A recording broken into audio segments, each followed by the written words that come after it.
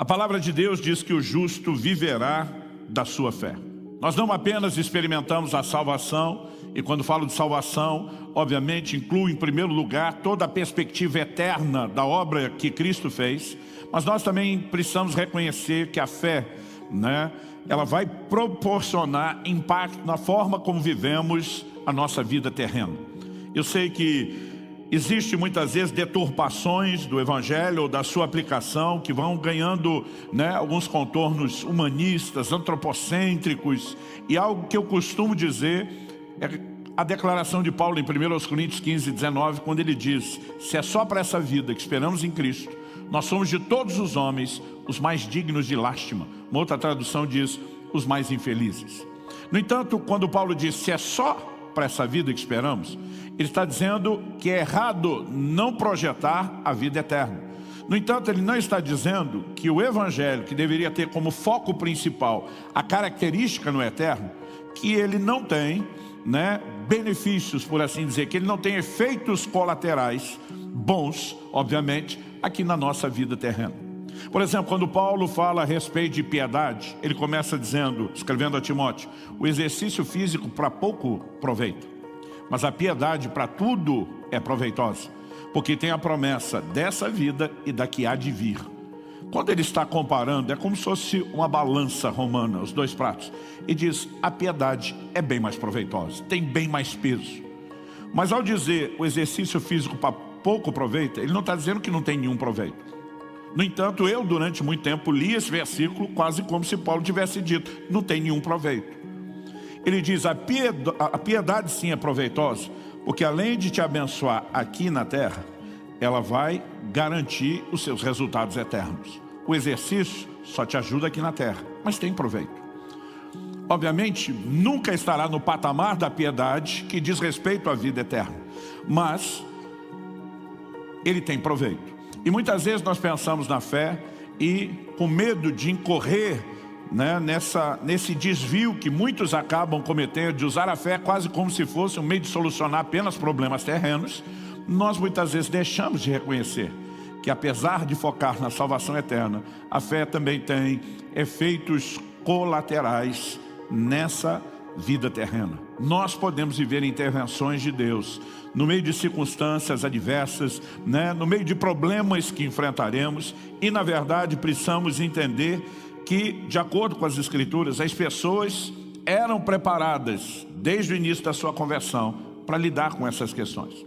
Estou falando isso porque nesse texto que nós lemos de Isaías, capítulo 43, quando Deus se revela no versículo 3, dizendo, eu sou o Senhor, teu Deus, o Santo de Israel, teu Salvador. A expressão Salvador para esse povo do Antigo Testamento não tinha esse conceito que eu e você temos hoje de salvação no sentido espiritual. Para eles, a palavra Salvador, ela significava simplesmente um libertador, alguém que veio ajudar, alguém que veio socorrer, alguém que veio oferecer livramento. Se uma pessoa está se afogando e outra vai salvá-la, nós vamos entender que naquele caso era um livramento da morte. Nós não aplicaríamos esse salvamento com um sentido espiritual. Mas de alguma forma parece que se a gente lê Salvador ou salvação na Bíblia, para nós só tem o sentido espiritual. Deus estava dizendo, eu vou livrar você. Livrar você do quê? No versículo anterior, o 2, Deus diz, quando passares pelas águas, quando passares pelo fogo. Agora, note que ele não diz se você passar, ele diz quando. Porque ele está dizendo que é só uma questão de tempo e você vai passar.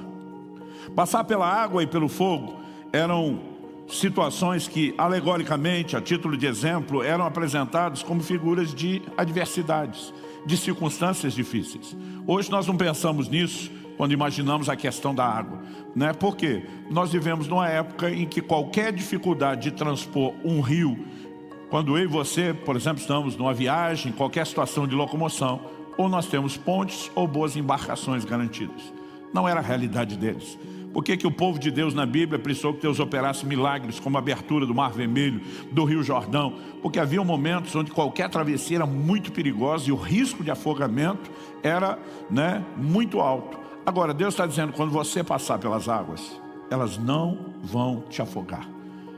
Passar pelo fogo era uma impossibilidade para eles e continua sendo para nós ainda hoje. É o tipo de problema que, diferente da água, não está resolvido. Mas Deus estava dizendo, nessas circunstâncias, eu quero me revelar, teu Salvador. Eu quero intervir, eu quero livrar você. Então, quais são as garantias que nós temos? Que nós enfrentaremos adversidades. Porque, novamente, repito, ele não diz se você passar, ele diz quando. Então é só uma questão de tempo. Você está na fila e vai chegar a sua vez. Outro dia um falou, está amarrado. Eu falei, pode amarrar, mas você está na fila e vai chegar a sua vez, né? Jesus disse em João 16:33, no mundo tereis aflições. Gente, isso é uma garantia, é praticamente uma promessa. Apesar da gente nunca ver o crente reivindicando, Senhor, eu tomo posse nessa manhã da minha cota de aflições, porque o Senhor prometeu. Outro dia um falou para mim, não, pastor, esse é o tipo de promessa, eu não precisa nem crer, ela cumpre sozinha, né? Vem fácil, fácil. Agora, o que eu e você precisamos compreender é que assim como Jesus disse, vocês vão ter aflições, mas tenham bom ânimo. Aqui, no verso 1, antes de mais nada, antes de dizer que a gente ia passar pela água e pelo fogo, Deus começa também dizendo, não temas, não tenha medo. Aliás, gente, é impressionante o como essa frase é repetida ao longo da Bíblia. E Deus sabia o quão importante era não sucumbir ao medo. O quão importante era gerenciar as nossas reações interiores diante de circunstâncias adversas, senão Ele não teria falado tanto a respeito do assunto. E o que eu e você precisamos entender é que há tanto nesse versículo, como em muitos outros na Bíblia, uma mesma construção. Qual é a construção? É algo que nos ajuda a entender a dinâmica de operação da fé. Porque eu não sei você, mas eu me lembro desde garoto, desde a adolescência, de ver a maioria dos pregadores dizendo, você tem que crer, tem que acreditar, use sua fé. Mas a maioria não me explicava direito nem o que era fé e como a fé funciona. A gente muitas vezes presumia que todo mundo deve saber o que é exercer fé. Mas muitas vezes em termos práticos, você vai conversar com gente até hoje, com anos de caminhada, e às vezes ele não entende direito. Outro dia eu abordei falei, meu amigo, por que você ora fazendo tanta careta? Cara de fé, pastor, cara de fé. Eu falei, como é que é? Existe uma cara de fé agora? Agora, a gente imagina e cria coisas que às vezes nem bíblicas são, por falta da instrução, daquilo que já está claramente revelado nas Escrituras. Então o que eu quero compartilhar com você hoje, para mim é um dos princípios mais esclarecedores sobre o funcionamento da fé. Jesus disse, no mundo tereis aflições, mas tem de bom ânimo, eu venci o mundo. Outro dia um falou para mim, ele é Jesus, tipo, ele vai vencer o mundo, nós não. Eu falei, olha, mas o apóstolo João, diz lá em 1 de João, capítulo 5, verso 4, todo aquele que é nascido de Deus, vence o mundo. E essa é a vitória que vence o mundo, a nossa fé. Então, não apenas Jesus pôde vencer, mas cada um de nós que nascemos de Deus, que fomos regenerados, que vivenciamos o novo nascimento, também podemos vencer o mundo. E o recurso para vencermos é o quê? A nossa fé. Agora, se Jesus usa a expressão que é para ter bom ânimo, e o mesmo João que registrou isso lá na frente, está dizendo que o que vence é a fé, não dá para desconectar a reação do ânimo com o funcionamento da fé. E é aqui que eu quero começar chamando a sua atenção. Essa é a razão pela qual Deus, antes de dizer eu sou o seu Salvador, Ele diz as circunstâncias que ele ia passar. Mas antes de dizer o que ia passar, prometendo salvar, ele também disse, não tem necessidade de ter medo, porque quando passar, você não está sozinho ou abandonado. Eu estou com você. E não estarei presente apenas para fiscalizar. Estarei lá para oferecer ajuda. Quem está entendendo aí, diga amém. Então, basicamente, o que eu percebo ao olhar essas declarações bíblicas é que a fé, ela tem dois estágios bem distintos. O primeiro estágio da fé diz respeito ao que acontece dentro de nós, do lado de dentro. O segundo, que será inevitavelmente um desdobramento, um efeito colateral do primeiro, diz respeito ao que vai acontecer do lado de fora nas circunstâncias. A fé, ela não começa produzindo resultado do lado de fora nas circunstâncias, sem primeiro produzir resultado do lado de dentro, na maneira como nós lidamos, né, com as questões interiores. Então, para mim isso fica bem claro quando a ênfase de Deus começa aqui justamente no não temas. Daqui a pouco nós vamos perceber como isso é repetido, como isso é enfatizado ao longo das Escrituras. Eu me lembro enfatizando ainda essa questão dos dois estágios da fé e que o primeiro é interior, eu me lembro quando garoto de ouvir meu pai várias vezes repetir um versículo bíblico que está lá em Provérbios 24:10, que diz: se te mostrares frouxo no dia da angústia, tua força será pequena. O texto está dizendo que uma reação interior emocional errada compromete a força na hora de enfrentar o problema. Mas basicamente a Bíblia não está falando meramente sobre a sua força.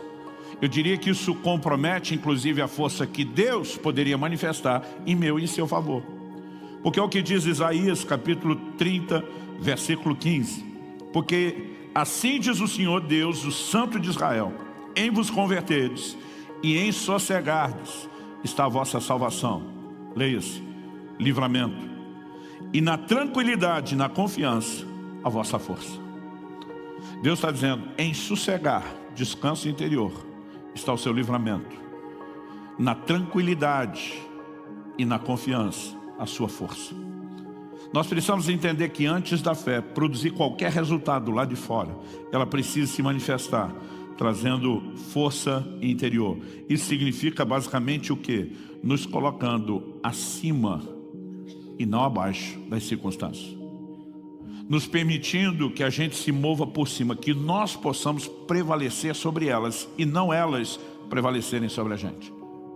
Aliás, se é um tema que eu possa dar a essa mensagem hoje, seria exatamente esse: prevalecendo sobre as circunstâncias.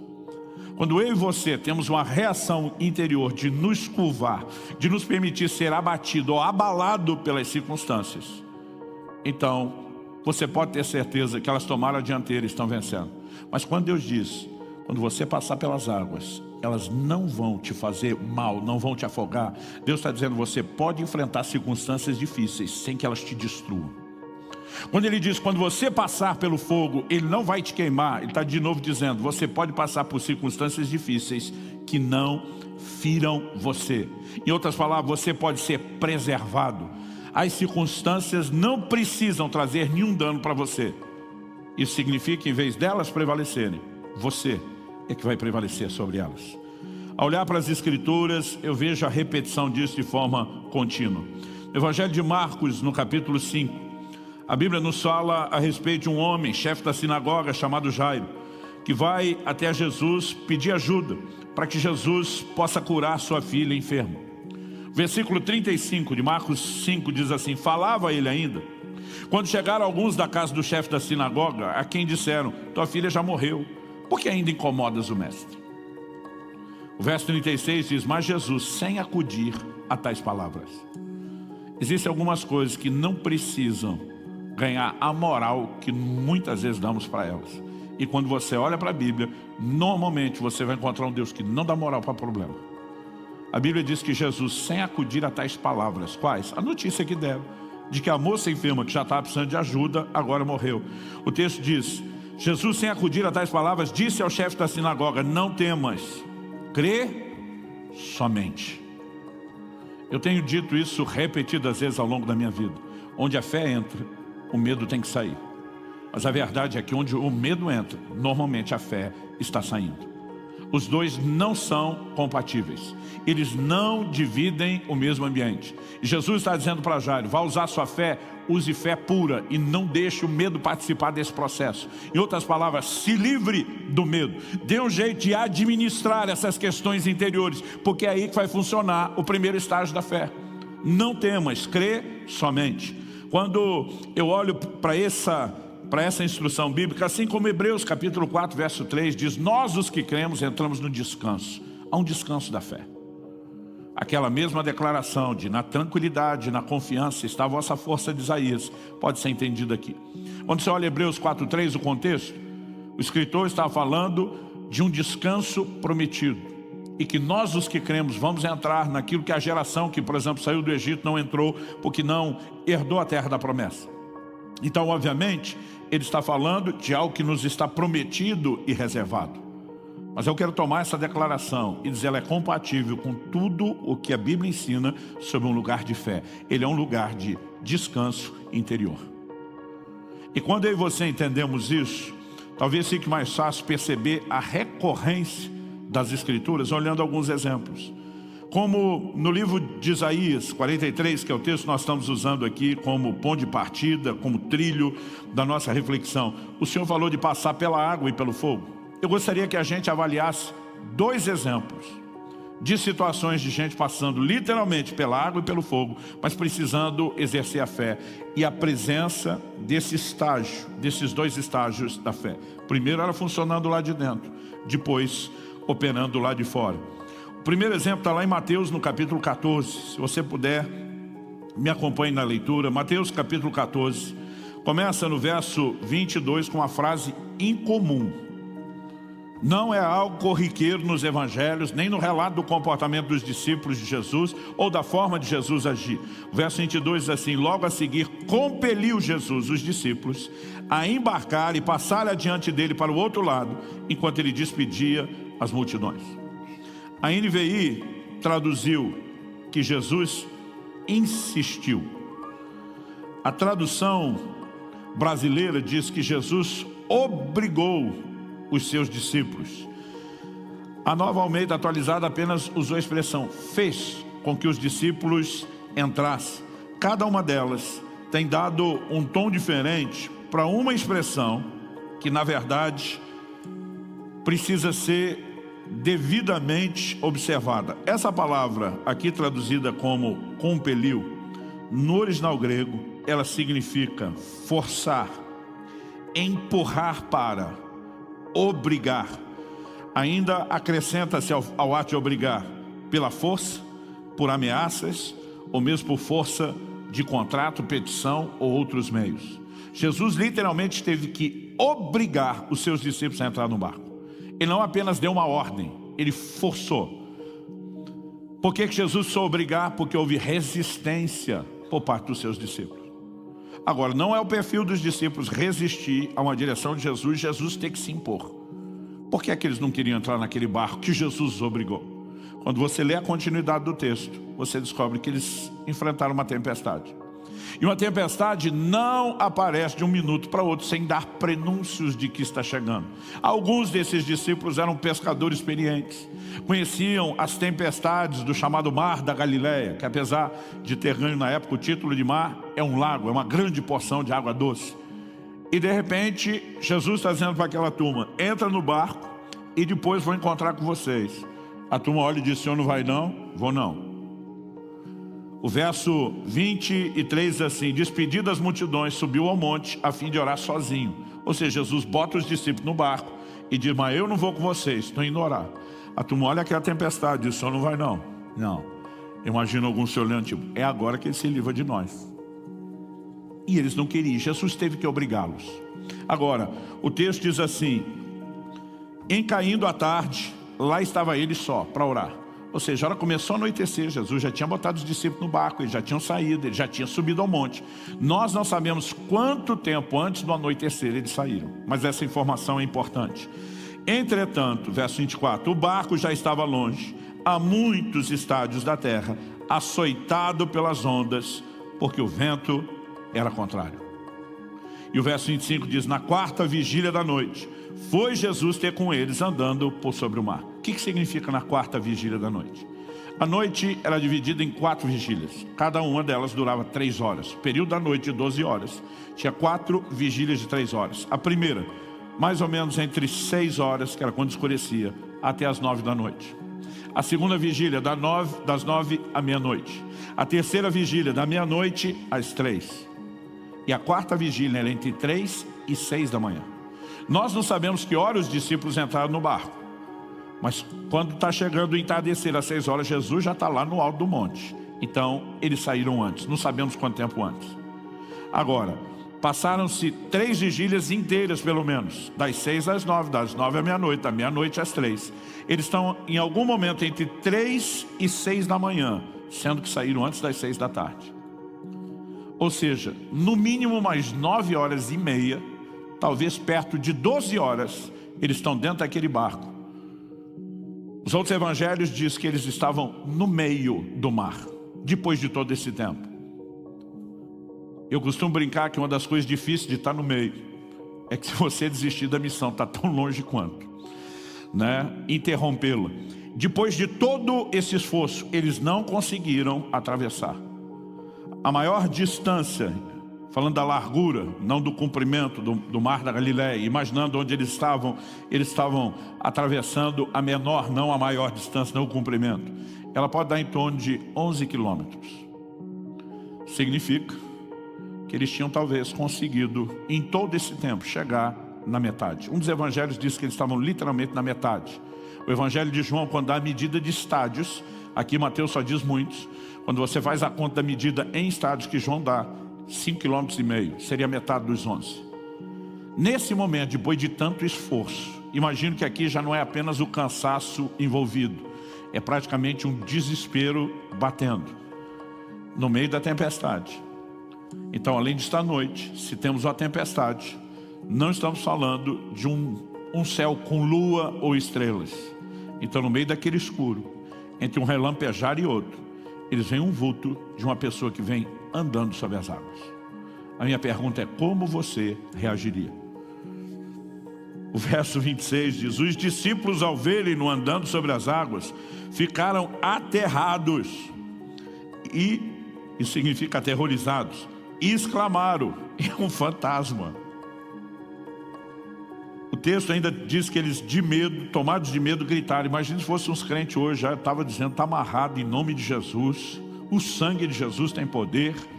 Dependendo de onde veio o linguajar, ter ou não ter mudado, já estava havendo uma pronúncia de um cruz credo, né? Eu não sei o que aconteceria conosco, mas gente, não se espera ver essa hora da madrugada uma pessoa andando sobre as águas. Primeira coisa que eles pensaram, é algo espiritual.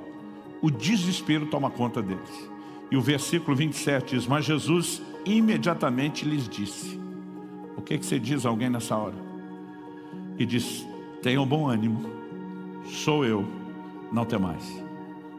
Quase sempre, em qualquer circunstância de adversidade, esse é o discurso divino, essa é a mensagem bíblica. Tenha bom ânimo, não tenha medo. No momento que Jesus faz essa declaração, a Bíblia diz, o verso 28, respondendo-lhe Pedro, disse. A gente acredita que pelo estilo de temperamento que Pedro tinha, que nós lemos nas entrelinhas, Pedro era o cara que pensava falando e falava pensando. É aquele tipo de gente que fala primeiro e às vezes até pensa depois, se não for ao mesmo tempo. Ele disse: és tu, Senhor Jesus, manda-me ter contigo sobre as águas. Honestamente, no meio de uma tempestade, você acha que essa é a melhor forma de checar a genuinidade da identidade revelada de Jesus? E Jesus apenas diz para ele: vem. E Pedro simplesmente se levanta naquele barco e diz: partiu o mar da Galileia. Eu fico imaginando, porque todo mundo fala mal do Pedro, gente. Mas o Pedro foi o mais doido e o mais arrojado de todos esses. A gente tem mania de chamar o Pedro de incrédulo, mas é fácil chamar alguém de incrédulo quando eu e você nunca teríamos saído do barco. Eu não sei se Tiago vira para João e diz: apóstolo, 2 denários que não dá 3 passos. Eu não sei como foi a reação dos outros, gente, mas ninguém se empolgou aí junto. E o texto nos mostra que Pedro andou sobre as águas. Então, verso 29, ele disse: vem. E Pedro, descendo do barco, andou por sobre as águas e foi ter com Jesus. Reparando, porém, na força do vento, teve medo. E começando a submergir, gritou: salva-me, Senhor. Aonde o medo entra, a fé sai. Aonde a fé entra, o medo sai. Jesus chega expulsando o medo e dizendo: não tenham medo, tenham bom ânimo. Pedro se enche de fé e diz: se o Senhor, que é o meu mestre, o meu discipulador, se move por sobre as tempestades da vida, eu quero me mover sobre elas do mesmo jeito que o Senhor. Jesus diz, nunca diz que é só para mim. Vem, Pedro. E Pedro simplesmente sai, entendendo que aquilo é para ele. Mas de repente ele começa a reparar no quê? Nas circunstâncias. Um dia alguém me perguntou: pastor, além da definição bíblica de fé, lá em Hebreus 11:1, de que a fé é a convicção de coisas que não se veem, certeza de coisas que se esperam, se o Senhor tivesse que dar algum outro tipo de definição de fé, qual seria? E eu recorri a esse texto. Eu falei: fé é ficar olhando para Jesus na hora da tempestade. Mas se você quiser a minha definição de dúvida ou incredulidade, é olhar para a força do vento, em vez de ir para Jesus, na hora da adversidade.